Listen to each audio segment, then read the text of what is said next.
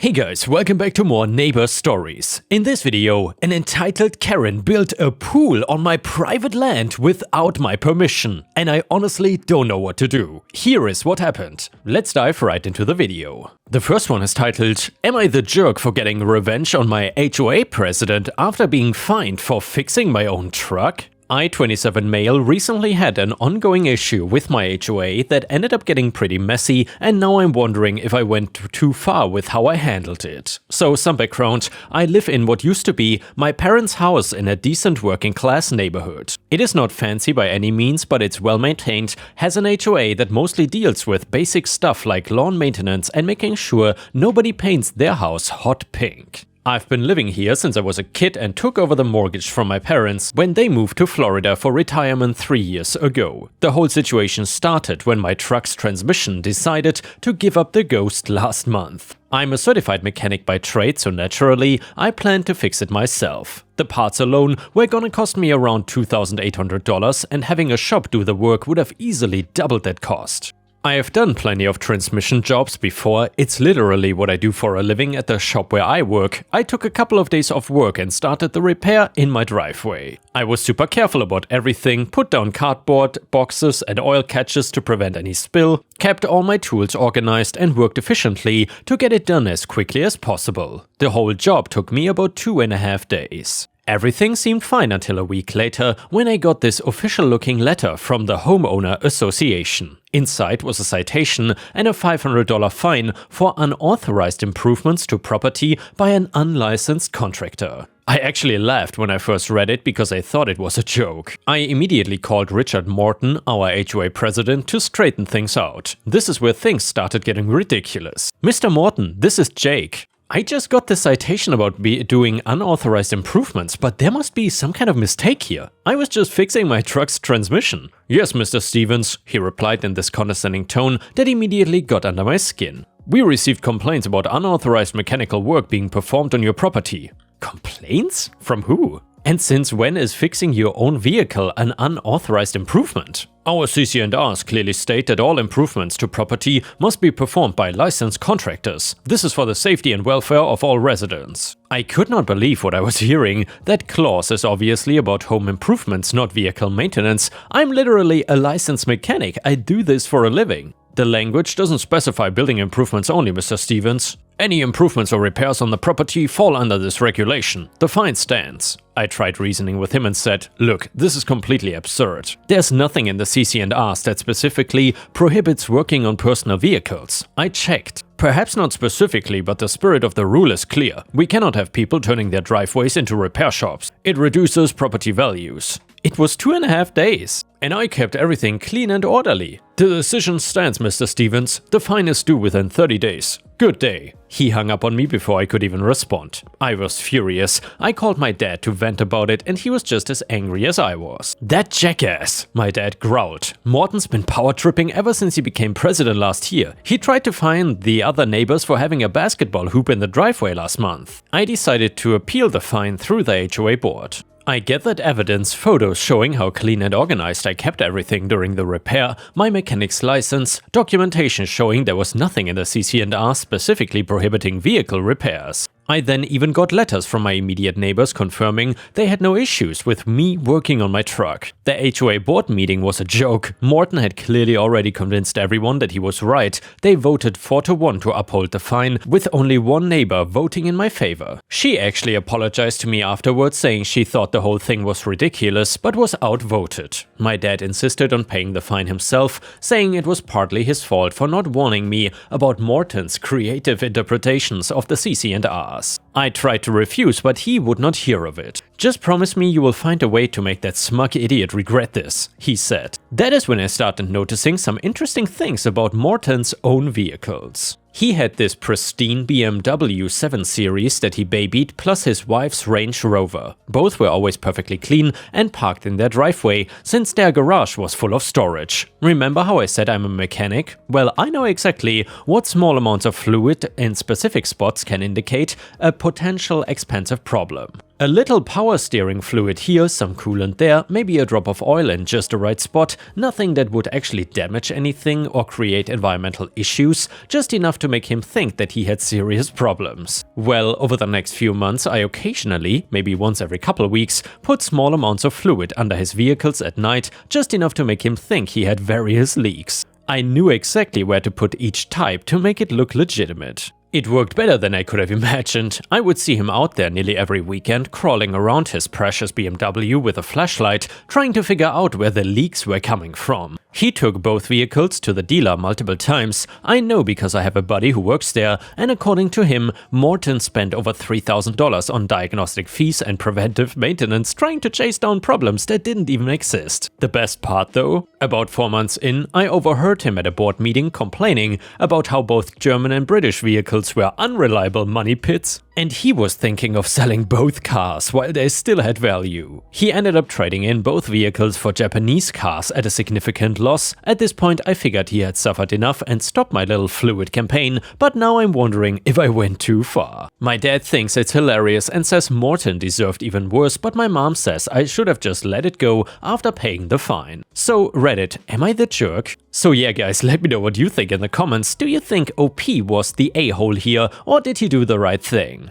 Honestly, I feel like this is such a nice little petty story, and I would say the HOA president totally deserved this, because OP did not really hurt anybody. Either way, a user in the comments said, NTA, as someone who has dealt with power-tripping HOA boards, this is fantastic. He tried to use his position to bully you with a ridiculous interpretation of the rules, and you found a perfectly legal way to make him regret it. Comment number 2. Everyone sucks here. While what he did was wrong and the fine was ridiculous, you spent months deliberately messing with him and cost him thousands of dollars. 2 wrongs don't make a right, you should have fought it through proper channels. Comment number 3, you are the a-hole. What you did was literally criminal harassment. You caused someone months of stress and financial hardship over a $500 fine. Yes, the fine was unfair, but you could afford it legally or move to a non-HOA neighborhood. Instead, you chose to be petty and vindictive.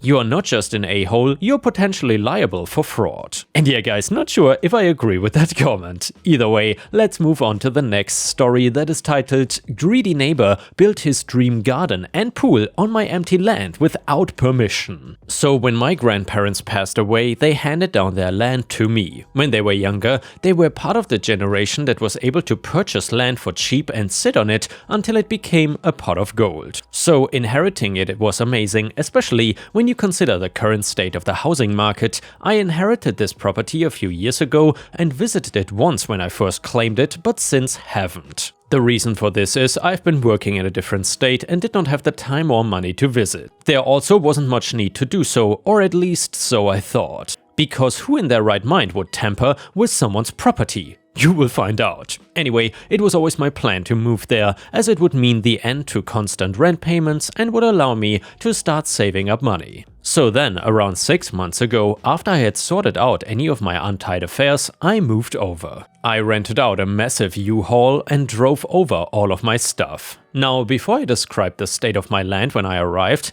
I would like to give some background on my neighbor. So, said neighbor has lived on his land for as long as my grandparents have. They were originally great friends, moving in next to each other on purpose and constantly sharing meals at the other person's home. However, when my grandparents began the construction of their new home, things changed. You see, when my grandparents bought the land, there was a small bungalow to the far back which they had always planned to remove once they had the funds to build their dream home. Their neighbor, however, explained his desire to have the better house and how he deserved it, or something like that. My grandparents were shocked by this sudden jealousy, but decided to continue building. During the building process, resentment from my neighbor grew. Their new home was becoming grander by the day. He began doing his own builds, slowly improving his home in an attempt to match them. However, my grandfather was an architect and his designs were not to be beat. When they passed, their neighbor did not even attend their funeral, despite the personal invite from my parents who knew how close they once were. Now back to me though, slowly driving around the corner towards the property,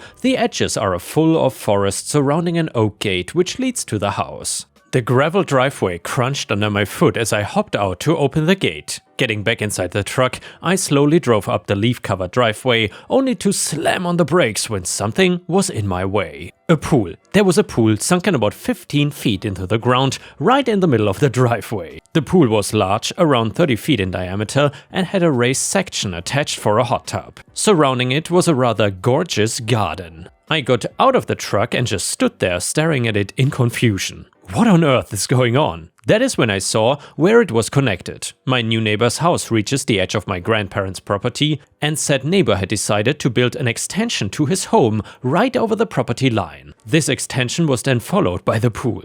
So he was encroaching by about 80 feet. I knew about the troubles between my grandparents and this neighbor, but figured that there had to be some sort of explanation for this. So after driving around the pool and heading into the grand house, which had certainly collected dust after all this time, I went around to the neighbor's house. I said, "Hey, I'm Josie and Joe's grandson. I've moved in next door." I explained once he opened the door. He replied, sticking up his nose. "I was just wondering what's up with the pool and extension," I asked. "What about it?" Well, it's extending into the next property. I was not aware of any prior agreements made, so I thought I would come and ask about it." "Nope." "Nope what?" "No agreements." And then he slammed the door. Great, that went well. I went home to start unpacking, deciding to mull over what to do after I was settled in. The next day, Graham, the neighbor, was lounging in his pool as if nothing was strange. "Hey," I said as I walked over. "What's the matter with you? Get away from my pool," he shouted, splashing water at me. "Sir, I'm merely trying to get an explanation as to why you have built a pool on land that is not even yours." I was beginning to lose my patience with this man. It's not owned by anyone." He rolled his eyes. "No, it's owned by me and my grandparents." "Don't speak about those people," he scolded, narrowing his eyes into slits. "Sheesh. Listen up," I barked, losing my temper slightly. "You don't own this land. Tell me why you have unrightly built on it, or I will get the police to ask instead." "Ha, like you would call the police. You're probably just as soft as your ancestors." He laughed. The nerve of this man. Who did he think he was? "Why do you think you can just build here?" "Because this land has been abandoned. You or anyone else has not stepped foot near it for years." "And that makes it yours?" I laughed. He looked angry at that and said, "It means I can do whatever I damn well please with it." I stormed off at that. I was so angry, I did not even know what to say back. I heard him chuckling as I left, only adding to my rage. The next few weeks were nothing but stressful. I was in the middle of trying to figure out what repairs this place needed, as well as constantly battling with my neighbor whenever he decided to lounge in his so-called pool. He would even start just wandering around my yard too. He had no respect. I could feel the emotional turmoil this was having on me and hated it. Once I started my new job, things only got worse. It became a nightmare to drive in and out of the house with no driveway, and I was slowly destroying the grass. So by taking public transport, I would get the bus, which was usually late. It was just all a nightmare. "Graham, I'm serious. You need to start the deconstruction of this mess or I will contact my lawyers," I stated, defeated while he yelled at me for walking around the side of the pool. He laughed in my face once more, and that's when I decided to show him that I was not bluffing. Smiling, I walked back into the house. I set up cameras in the trees at night, aimed at recording the pool and this new extension. It might have seemed creepy, but to be fair, I was just recording my own property. And whether or not I could prove he built these things, it did prove that he was trespassing on my property. "So how did you build all of this?" I asked one day, knowing the cameras would pick up the conversation. "I hired people," he snipped.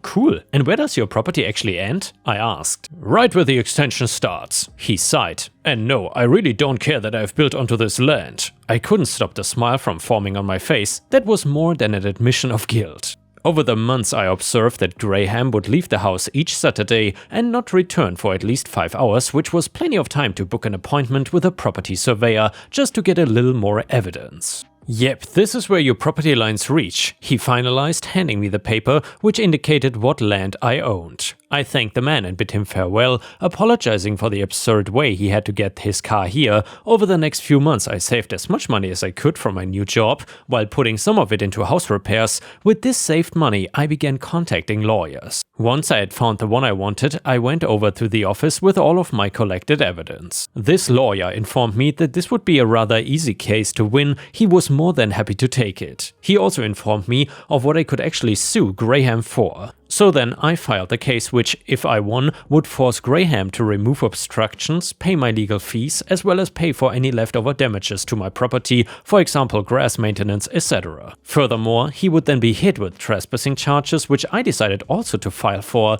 and emotional distress. I hope this is the revenge my grandparents wanted. Either way, a day later I personally handed him the serving papers while he was climbing out of the pool. "What's this?" he asked, snatching them from my hands. "Well, you've been served." I've always wanted to say that, as I walked off like James Bond. It did not have the same effect though, because he ran after me saying, "What do you think you're doing? You cannot sue me!" he yelled, thrusting the papers back into my hands. I let them fall to the floor. "Don't take them if you don't want, but if you don't show up to the court, you automatically lose. Details are on the floor." I then watched as he picked up the papers. His face was red. "You won't win this." "Do you really think that?" I asked with a laugh. "Guess you will have to see how soft I really am." Okay, maybe I got a little carried away, but when else do you get the chance to serve satisfying one-liners at someone? "Graham, you have been served for the encroachment onto Mike's property. How do you plead?" the judge asked. "Innocent," Graham responded, who had decided to adorn himself in his scruffiest clothes and was feigning a bad leg. What a way to win over the jury. The judge sighed, having already looked over the evidence and most likely made her judgment. "Please present your evidence." My lawyer walked up and began showcasing all of the evidence I had collected, the recordings of Graham trespassing, audio of him admitting his guilt, and the property surveyor's record of where our properties lie. "Objection, none of this is real," Graham shouted, rushing over to the front. "Sir, don't leave your spot," the judge shouted before raising her brow. "But I'm glad your leg is better." That got a few chuckles from the court. Graham spluttered before walking back to his booth. "Your Honor, that property has been abandoned for years. Their deed states it was always under ownership. Nonetheless, you were aware it was not part of your own. Whether abandoned or not, you know the law." Graham went silent after that, I guess decided to accept his fate with some dignity left. He ended up with some serious hefty fines for all the damages, my legal fees, and emotional distress. He then received 200 hours of community service for the trespassing, and guess what? It was pool cleaning. He was also ordered to arrange and pay for the removal of his extension and pool. I ended up asking the judge to slightly tweak the ruling on that one. I decided I did want to keep the pool with its adjoining garden. It was quite nice after all. Graham hated this. I used some of the money to build a new driveway, one that snaked around the pool and looked quite gorgeous. I also hired some landscapers to alter the pool and turn it into a small oasis. To this day, I've not had any contact with Graham, and part of me feels bad for what I did, knowing how close he once was to my grandparents, but in his later days, his coldness cannot go unnoticed, and I'm glad I did not let his entitlement get to me. And now let's continue with a malicious compliance story. So this happened in the year 2015. This is the long story short of the already long story. So my grandmother on my father's side died in 2007, bless her soul. She owned a house and lot, a bungalow type near the sea. This house was not paid in full, and there's still remaining balance, about $5,200 in US dollars. This is already big money for us. Because my father is the only son, his older sisters agreed he should get the house. There was no will, but he should pay the remaining balance. We lived there and renovated the house. My father did almost 75% of the work. He added 2 bedrooms, ceilings, furnitures, added another bathroom, tiled the floors, kitchen sink and septic tank. No drainage system on that location. Basically, we received the house in bare shape. We paid fully in 2K15, but we didn't receive the title. There were so many excuses. 2016 comes, his nephew, a retired commander, visited my parents and told my father that he wants to add a second floor so he and his wife could live there also. My father did not agree and he called his older sister if they want that to happen. They just said that they don't want to get involved. His nephew showed him that he already had the title of the house. Don't know how he did that, maybe he used his political background or something. I'm not sure. My father was furious. He called me and told me what happened. That time, I already bought a small patch of land for them when they want to retire, but I'm still saving enough money to build a house suitable for their needs. There were court battles that I'll not include, but in the end, his nephew won, but there was an agreement that he has to pay my father $7.4K. He mailed us the contract that we should vacate the house after 6 months. And there was a specific item that our lawyer pointed out, and we should repaint the house, no specific color, B, leave the house in original state, and guess what? We hired a construction team to demolish the bedroom, the bathroom, remove the ceiling, kitchen sink, tile floor, and also the septic tank, leaving it in original state. We spent about 2.8k, including the labor. The cherry on top, we painted the house with black inside and red outside with violet dots. It was a huge eyesore. And that color sounds like a poisonous mushroom or something. Anyway, I was bombarded with lots of calls and messages from my aunts and cousin, which I did not reply to.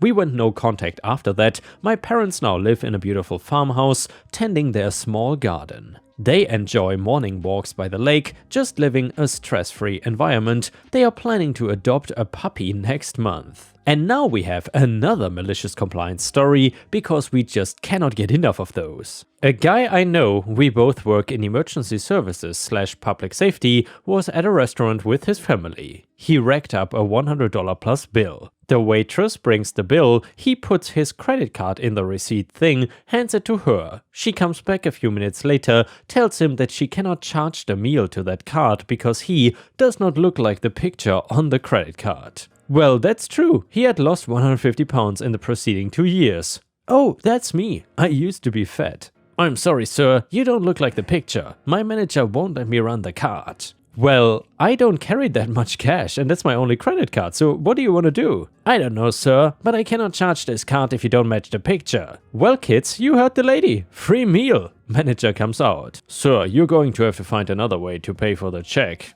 There's not any other way. I gave you my card and you refused to charge it, so it's your problem now. Well, if you leave, I will have to call the police. 10 minutes later, cop. Oh, hey, Josh, what's up? Remember that Josh works public safety. He personally knows all the local cops. Josh, they won't take my card because it has my fat picture on it. Cop trying very hard not to laugh.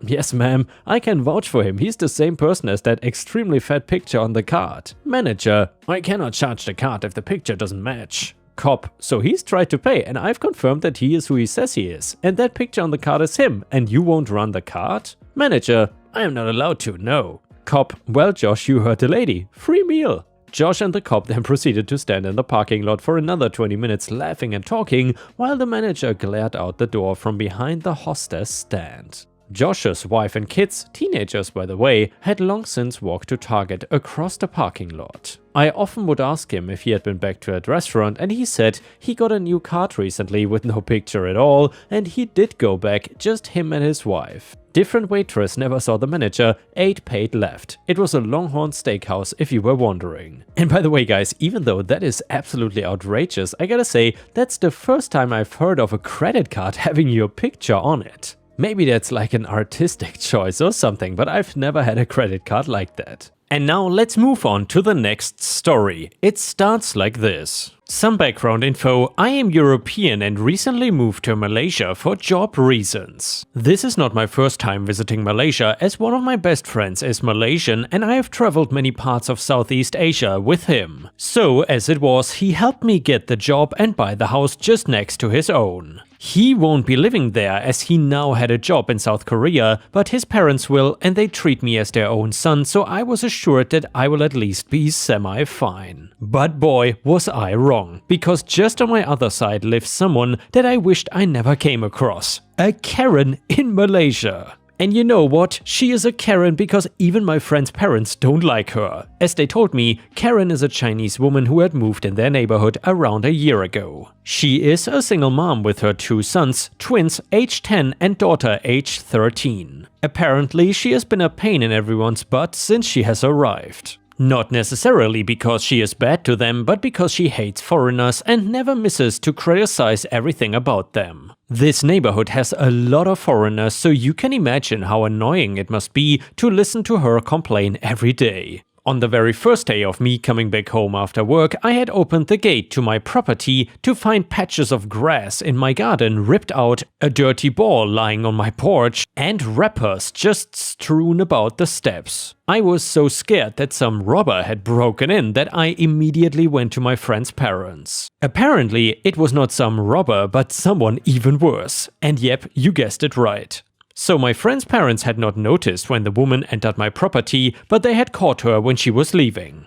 That had apparently resulted in a shouting match that was resolved only by other neighbors jumping in. This Karen had proclaimed that her sons had accidentally come onto my property and she was just getting them out. Yeah, sure. However, I decided to ignore her behavior because it had only been a week since I had moved here and it was not good to make enemies so quickly. I just made sure to lock my doors and gates properly before heading out and even decided to get some CCTV cameras just to be safe. Of course, the Karen saw people setting up the cameras and said how the Western culture had killed trust between neighbors or something like that. After a few more days, I came back to my house to see dog poop right in front of my gate. And surprisingly, there is only one person in this area who owns a dog, as most own cats who mainly stay inside. So I decided to knock on Karen's gate. It was the daughter who answered. I told her the problem, ready to scold her before she started apologizing genuinely and rushed inside to get a plastic bag. She came back and was telling me how it was usually her brothers who walked the dog when the Karen came behind her and scolded her own daughter for pinning the blame on her brothers. This woman also had the audacity to shout at her daughter and say that she should not sympathize with the foreigners or she can go live with them. Like, okay, I understand you hate me, but your own daughter?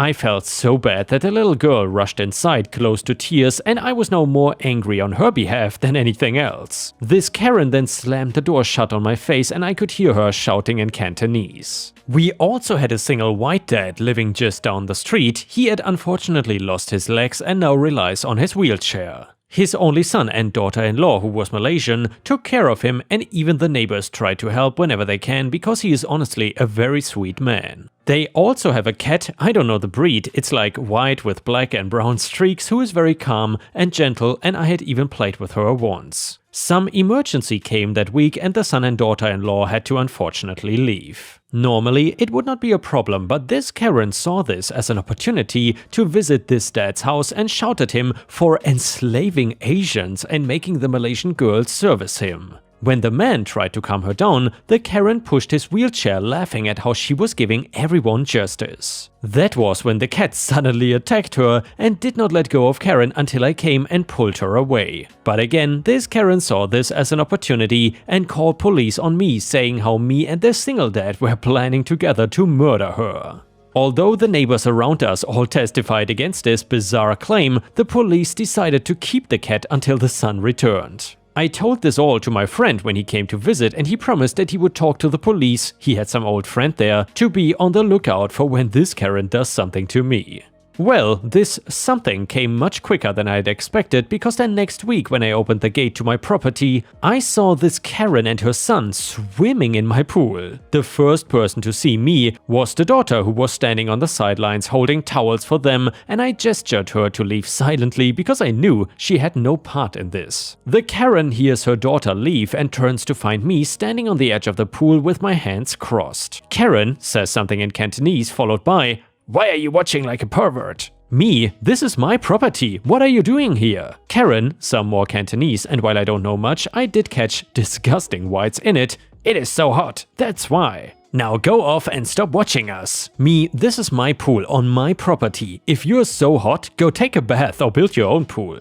"You go off my property right now." Karen says something in Cantonese once again to her brats and says, "Fine, fine, this water is dirty anyway." And just as she is about to go out, the brats start splashing me with water. I stumbled back and landed on my butt and saw this woman trying to run off. So then I reached out as fast as I could and grabbed one of her brats and held him by his head, because I knew brats like this would try to bite you. The Karen started screaming in Cantonese and lunged at me, but I dodged. I let go of the brat and instead ran out of the property, locking the gate behind me. By this time, my friend's parents had come out as well, and when they saw me drenched, they rushed to wrap me in towels. I could hear the Karen screaming, but I ignored her and dialed the number that my friend gave me. The police arrived rather quickly, and only then I opened the gate. Karen started speaking in Malay that I know fairly a bit of, and thus I understood that she was telling the officer how I was the intruder who had locked her inside with her children after stealing from her. She even started saying how I am racist towards her and her family, and how I tried to influence her daughter and tried to kidnap her to sell her.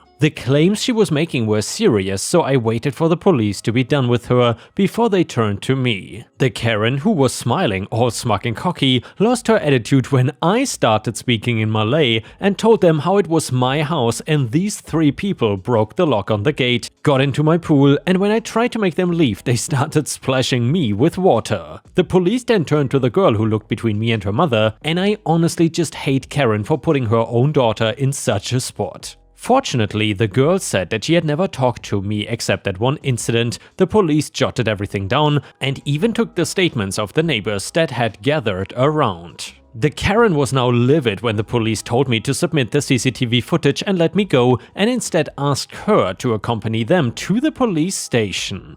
In the end, to make a long story short, I got to know that she had been fined a hefty amount and had to give even more to escape long jail time. Honestly, I wanted her to be jailed, but I managed to get a restraining order against her, so that's almost as effective. Before we end the video, I will read one last story from r/PettyRevenge. It is titled, "This lady thought it was a good idea to open an umbrella at a concert." So this was an outside rock concert of a pretty popular local band. There were a lot of people and we were all standing, watching the show. Then the smallest rain starts, and I kid you not, it was just a couple drops. Well then, a woman opens an umbrella and blocks the view for like 50 to 60 people. Maybe even more. We were in a crowd, so changing places was not a simple solution. People started booing, some even pushed their umbrella, but she just hangs to it and won't close it. I'm a pretty tall dude and she was around 5'6". You probably see where this is going, so I stand right in front of her, blocking her completely. I can hear her being mad and complaining to her boyfriend,